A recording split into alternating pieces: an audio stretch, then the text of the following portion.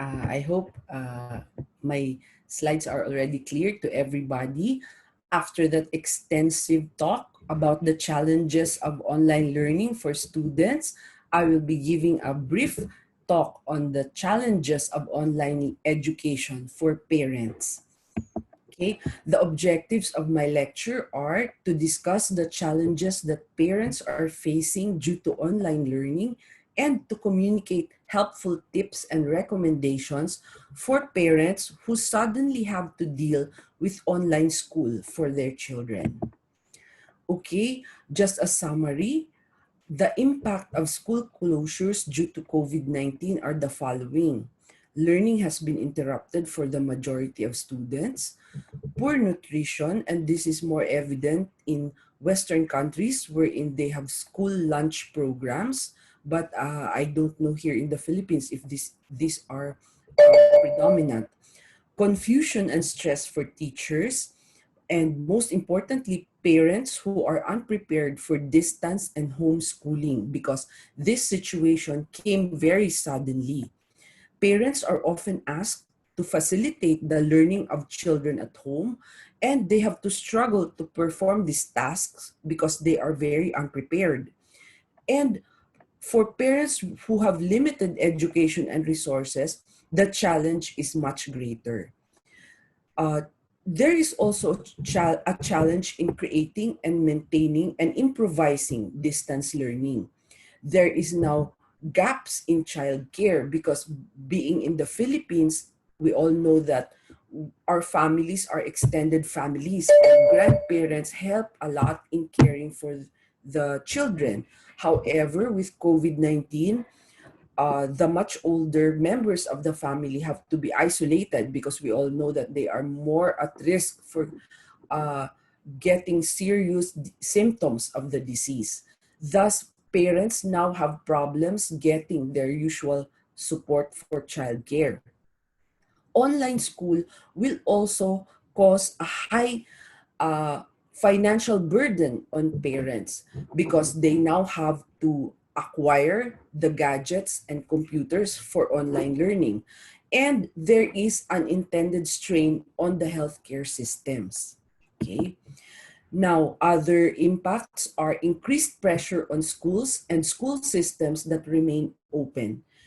Schools I know are also pressured because they had to hurriedly develop online programs. Dropout rates are expected to rise. There is increased exposure to violence and exploitation. These online school programs will also cause social isolation in teenagers and younger children. And this is more felt by the adolescents because they are now spending more time with their peers. There is also a challenge in measuring and validating learning. Okay. Now, there are very few studies as to the opinions, the thoughts about of Filipino parents regarding online learning because we are just starting to go into this mode. But data from the Learner Enrollment and Survey form showed that majority of Filipino parents at 8.8 million preferred modular learning in print or digital format. Second was blended learning with a 3.9 million vote. And this is a combination of module, TV, and radio or radio with online.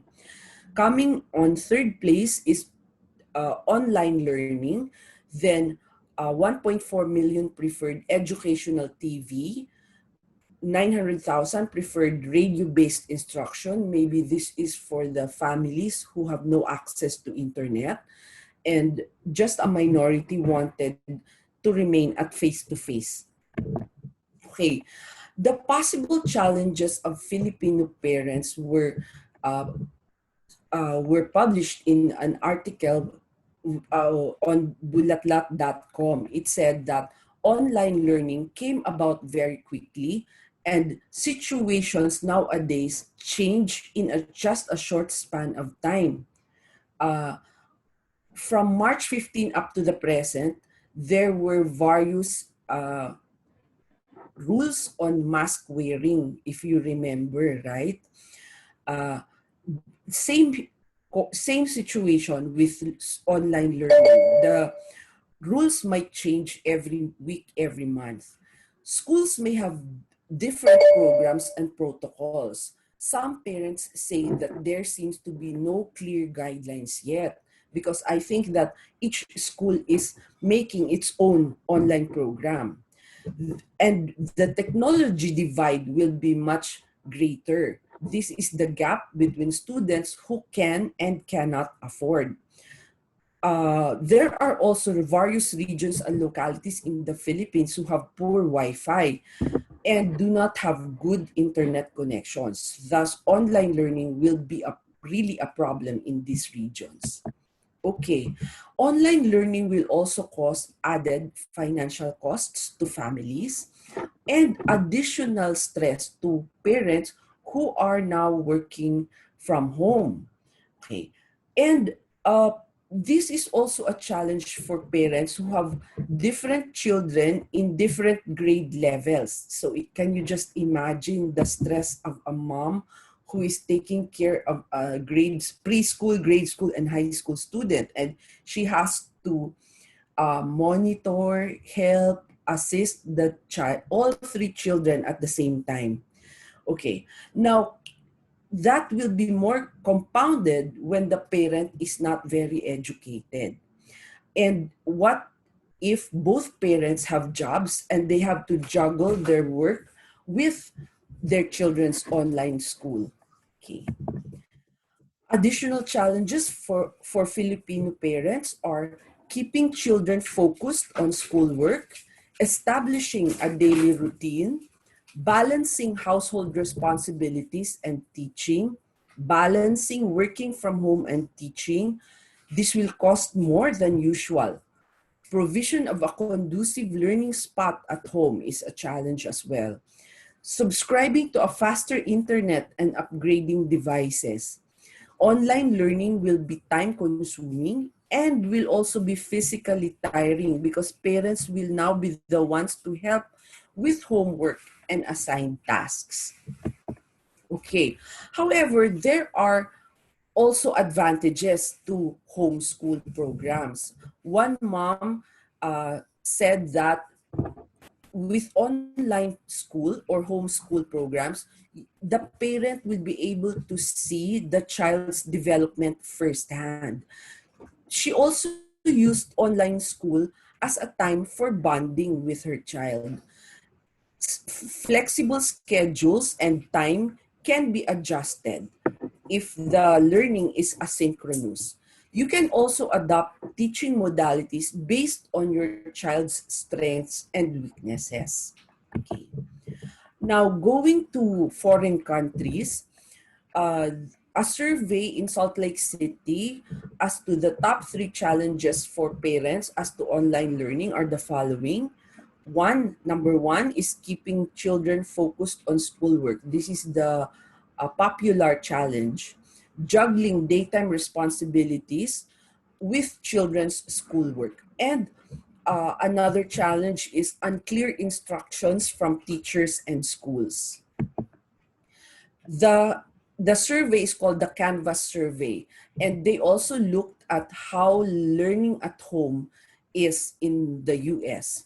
They found out that kids are learning new ways to learn, with 79% of elementary students having online experience compared to just 56% pre-COVID levels.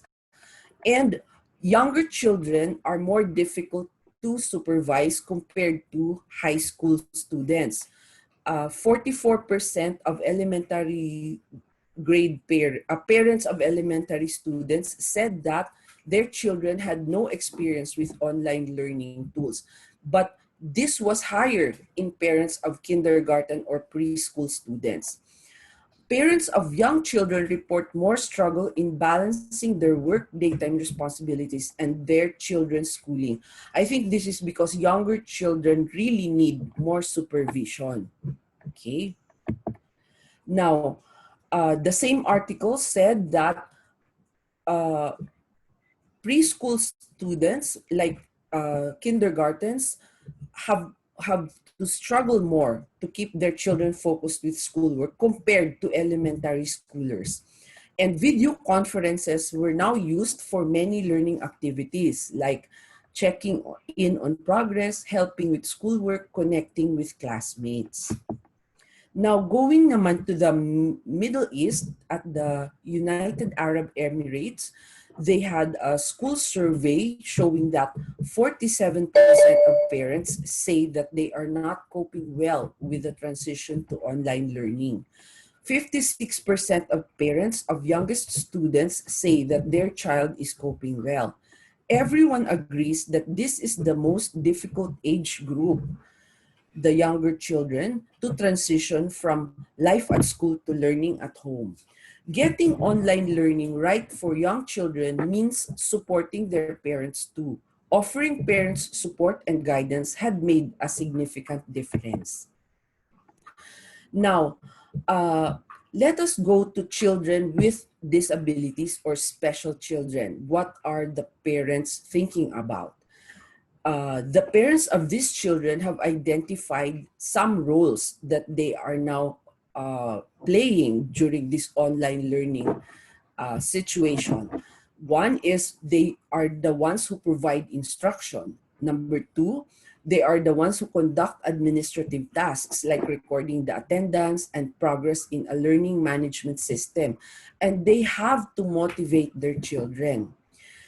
New parent roles taken up are educator and administrator, and majority selected the following roles: helping their child with learning content, organizing work time, and behavioral skills. However, the roles not chosen, or just a small percent chose, were the roles of therapists like speech therapy, occupational therapy. Most parents did not want to choose those roles. Okay. Now,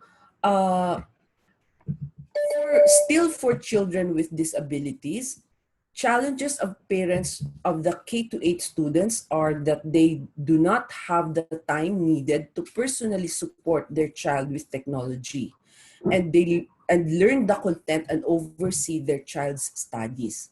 However, for high school kids, the challenge were more focused on their individual child.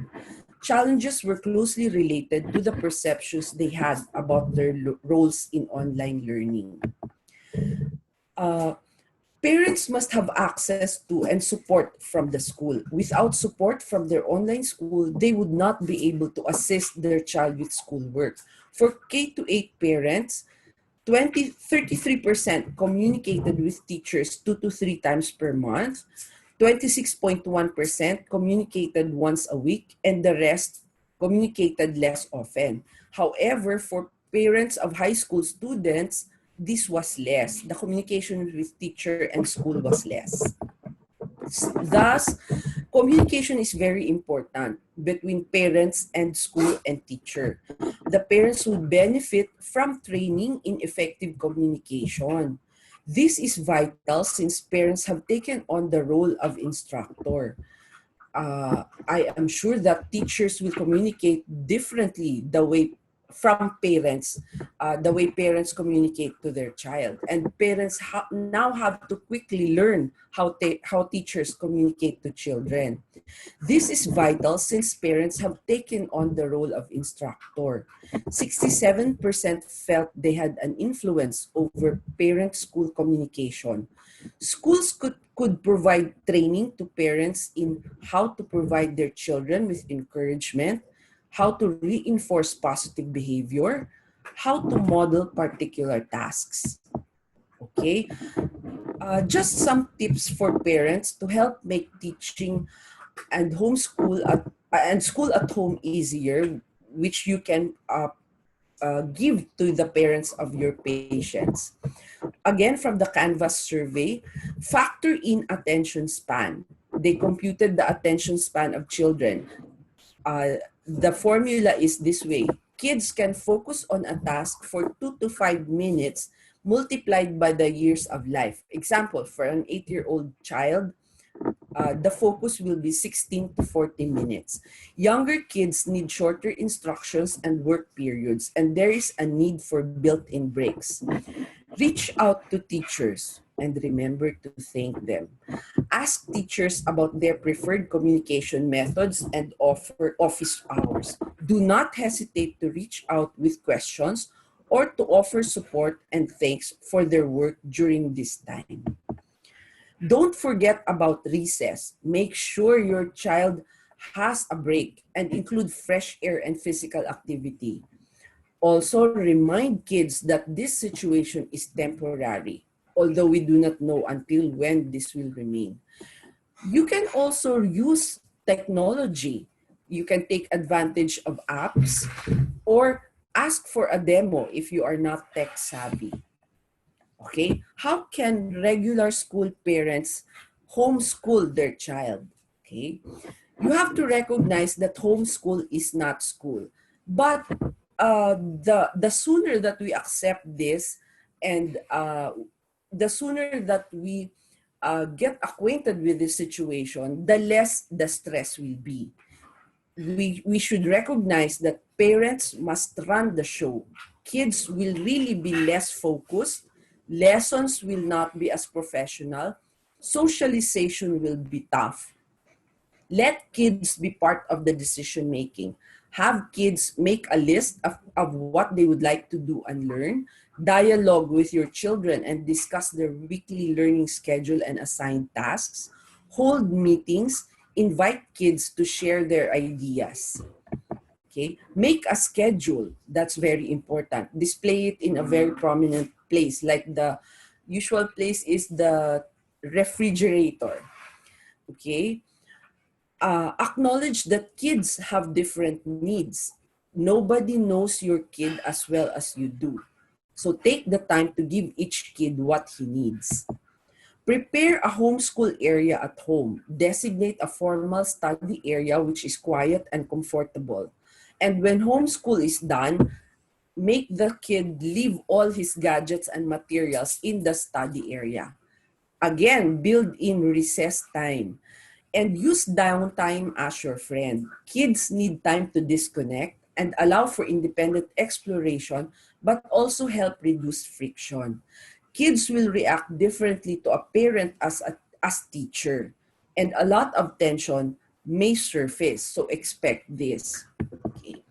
Establish a supportive learning environment at home and peer-peer support among siblings. Encourage your child to read daily, to review his lessons in all subject matters regularly, and ask older siblings to help with younger ones.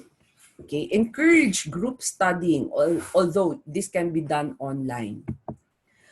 Engage your child by participating in their learning and encouraging their creativity. Suggest topics that they are interested in. Celebrate success by using praise. Change the activity regularly and frequently. And ask your children to reflect on what they learn with their own experiences. Also encourage children to ask questions.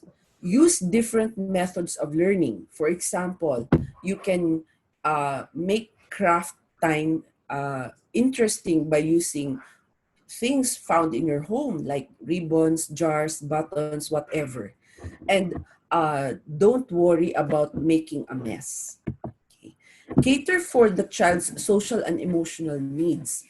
Although we should allow for more screen time because of the online school program, the child's screen time still has to be monitored. And again, communicate with the school. Take note of what school recommends or requires. Communicate with child's teachers and peers. Visit the school website regularly and follow instructions. Also, accept your limits. Majority of parents will be forced to balance homeschooling with work from home responsibilities. You just have to do your best, but accept that it will not really be perfect. Okay. For kids with disabilities or special children, the following are Parents' Guide to Virtual Learning. Best practices for children with disabilities who are engaged in online learning are the following. Face-to-face interactions are key, but this can be done online, not actual face-to-face, okay? Measuring understanding needs to be ongoing, and students need multiple ways to engage with curricula, not just through reading and lectures. Your child may need more help organizing time, especially for kids with ADHD. Your child will need new ways to access needed services. And don't forget that you and your child still have rights. Okay, and don't forget to tell the parents of your patients that they should take care of themselves. This pandemic has a considerable impact on the whole family. As the parent, you have to take care of your mental health for your children to be supported and guided. Parents and caregivers are encouraged to prioritize their own self-care in whatever form it takes. You can do meditation, connecting with other parents who understand the situation, watch a favorite show, enjoying a snack alone, not with all the kids, have a fancy tea in the afternoon. Exercise is important. Take an extra long shower. And it is now time to light all the stored scented candles that you got last Christmas. Okay, and lastly, tell the parents of your patients that online school is very new for the majority and they are not alone in this. It will be an ongoing process and all of us will learn along the way. And when the situation becomes part of our routine, the stress it brings will lessen a lot. Thank you for the kind attention.